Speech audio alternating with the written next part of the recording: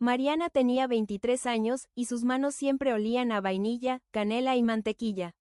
Desde niña, su mayor alegría había sido meterse en la cocina, mezclar ingredientes y crear dulces que parecían obras de arte.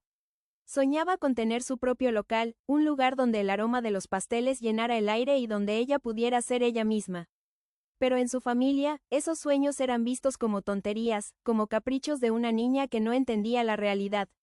Vivían en una casa grande, heredada de generaciones pasadas, pero que poco a poco había ido perdiendo su esplendor. La empresa familiar, una pequeña fábrica de muebles que su abuelo fundó, era el centro de todo, la única cosa que parecía importarles a su madre y a su hermano mayor, Julián. Para ellos, la vida se medía en ganancias, negocios y estatus. Su madre, doña Carmen, era una mujer de mirada dura y palabras afiladas. Desde hacía años, cada vez que algo salía mal, cada vez que llegaban facturas o los números no daban, ella señalaba a Mariana. «Todo esto es tu culpa», le gritaba muchas veces, con la voz cargada de rencor. «Si no fuera por tus caprichos, por todo lo que nos ha costado mantenerte y tus estúpidos cursos de repostería, tendríamos dinero suficiente. Tú nos has traído la ruina». Mariana bajaba la cabeza, tragándose las lágrimas. No entendía cómo ella, que apenas gastaba en sí misma, podía ser la causante de la crisis económica que los ahogaba. Pero con el tiempo, había terminado por creérselo, sintiéndose culpable de una desgracia que no había provocado. Julián, por su parte, era más astuto y calculador. No gritaba, pero usaba palabras dulces para manipularla. «Hermana, eres muy inteligente y capaz», le decía, poniéndole una mano en el hombro con fingido cariño. «La empresa necesita gente como tú. Si trabajas con nosotros, podremos salir adelante, y luego, quizás, podrás dedicarte a lo tuyo. Ahora, lo importante es la familia». Así, Mariana pasaba sus días en la oficina, llevando cuentas, haciendo papeleo, lejos de la harina y el azúcar que eran su verdadera vida. Se sentía como un pájaro enjaulado, cumpliendo un castigo que no merecía. Un día, mientras ordenaba unos archivos viejos en el despacho de su padre, quien había muerto 2 años atrás, encontró un cuaderno de cuero marrón, olvidado en el fondo de un cajón. Al abrirlo, descubrió que era su diario personal. Lo leyó con curiosidad, pero pronto su sangre se heló. Allí no solo hablaba de negocios. En aquellas páginas, su padre confesaba que la empresa tenía deudas antiguas, contraídas por malas decisiones suyas y por gastos excesivos que nadie conocía. Y lo peor, revelaba que durante años había desviado grandes sumas de dinero para mantener una casa y una vida aparte, al lado de otra mujer. Una amante que nadie en la familia sospechaba que existía. Mariana cerró el cuaderno con manos temblorosas. La verdad la golpeó con fuerza, la ruina no era culpa suya. Su padre había gastado el patrimonio familiar en una relación oculta, y su madre y su hermano lo sabían, o al menos sospechaban. La habían convertido en chivo expiatorio, en la culpable perfecta para ocultar los errores de los demás. Su dolor se transformó en una rabia fría y profunda. Capítulo 2. Desde ese día, algo cambió dentro de Mariana. Ya no se sentía culpable, sino engañada. Miró a su madre y a su hermano con otros ojos, viendo ahora la hipocresía detrás de cada palabra, la mentira en cada reclamo. Una mañana, todo estalló. Julián llegó con una lista de tareas más larga que de costumbre, exigiéndole que trabajara horas extras sin descanso, como siempre hacía. Pero esta vez, Mariana se puso de pie, apartó los papeles y lo miró fijamente.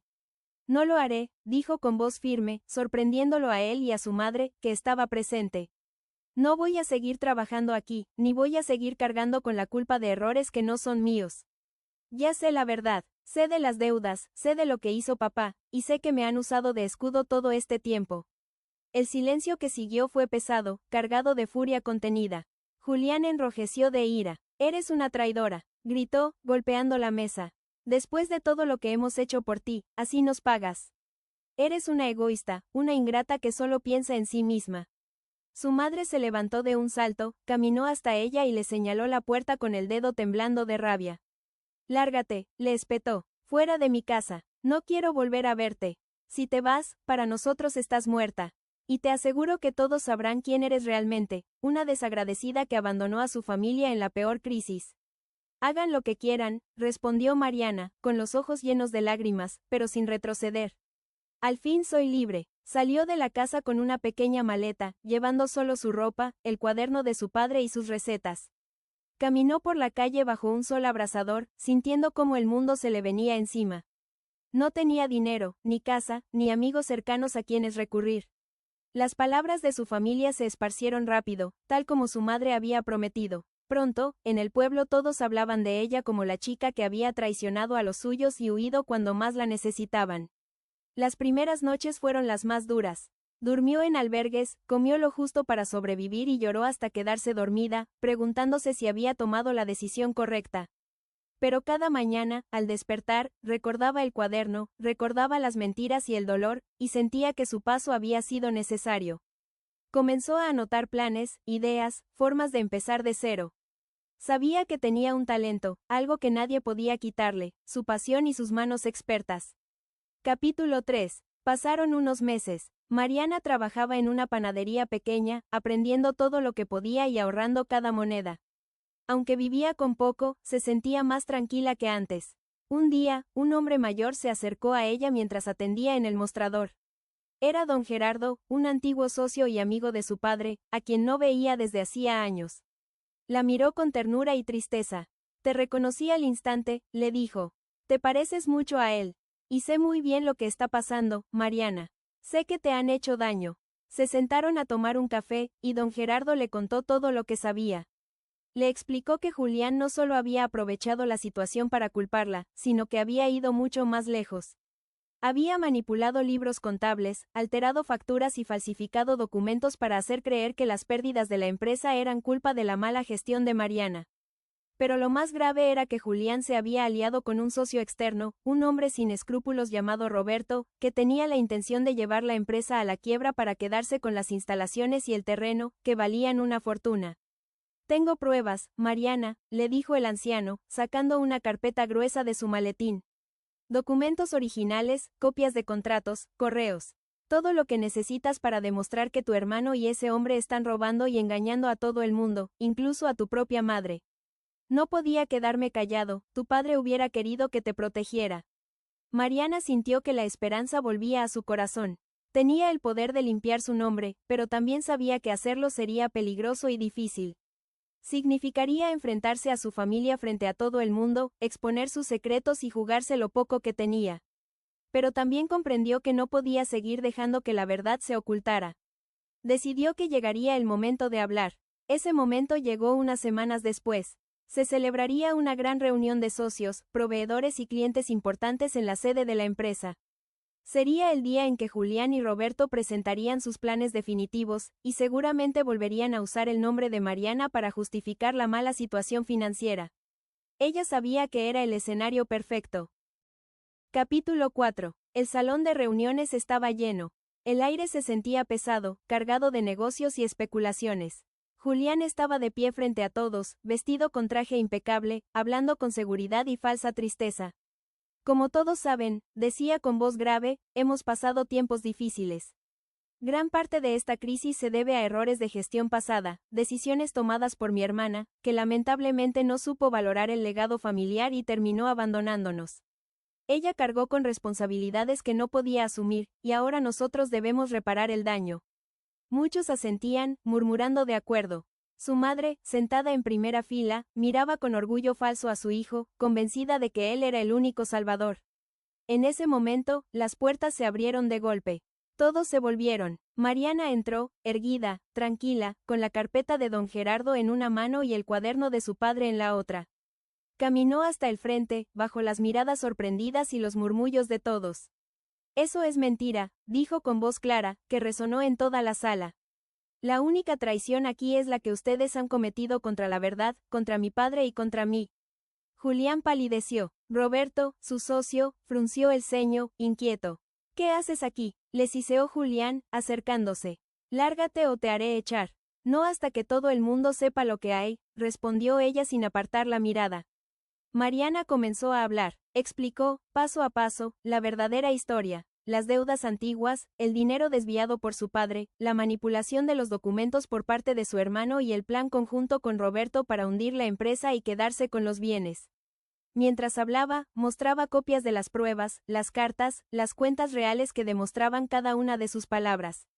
Al principio, su madre intentó intervenir, gritando que eran mentiras, defendiendo a su hijo con uñas y dientes. Pero a medida que Mariana mostraba más y más papeles, y los socios empezaban a revisarlos, la expresión de doña Carmen cambió.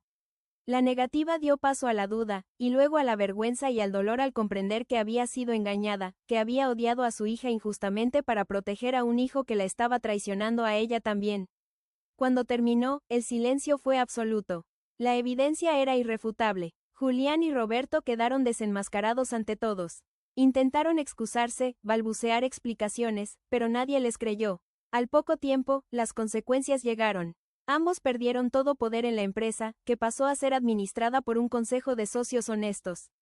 Se iniciaron procesos legales por fraude y estafa, y ambos enfrentaron juicios que terminarían por condenarlos. La casa familiar y los bienes restantes quedaron a salvo, libres de las garras de la corrupción. Mariana no pidió nada para sí. No quería dinero ni poder. Solo quería su nombre limpio, y eso lo había conseguido. Salió de aquel edificio sintiéndose infinitamente más ligera, como si se hubiera quitado de encima un peso que llevaba toda la vida. Capítulo 5. Meses después, en una calle concurrida y luminosa del centro de la ciudad, se abrieron las puertas de un nuevo local. Se llamaba El Dulce Despertar, una cafetería y pastelería pequeña, acogedora, con las paredes pintadas de colores suaves, estanterías llenas de dulces, panes y pasteles que despedían un aroma delicioso que invitaba a entrar. Era el sueño de Mariana hecho realidad. Con el dinero que había logrado ahorrar y con la ayuda de algunas personas que habían creído en ella, había logrado levantar su propio negocio. Trabajaba de sol a sol, amasando, horneando, atendiendo a sus clientes con una sonrisa sincera. Ya no había culpa, ni obligaciones impuestas, ni mentiras. Solo ella, su pasión y su esfuerzo.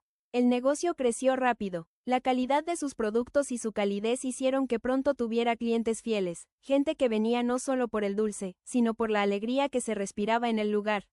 Allí hizo amigos verdaderos, personas que la valoraban por lo que era, no por su apellido ni por intereses ocultos.